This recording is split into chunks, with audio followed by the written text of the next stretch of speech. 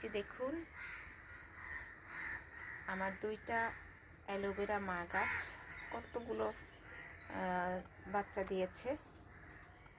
এগুলো এখন অন্য পটে লাগিয়ে দিতে হবে, তা নাহলে কিন্তু এই যে মা গাছগুলো তেমন পুষ্টি হারাচ্ছে।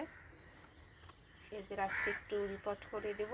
সাথে হচ্ছে ছোট একটা চারা এরকম লাগিয়েছিলাম, অনেক বড় হয়ে গেছে মা গাছটা। এখন আজকে ছোট ছোট চারাগুলো অন্য পটে রিপোর্ট করব, আর হচ্ছে মা গাছগুলোকে একটু ফ্রি করে দেব।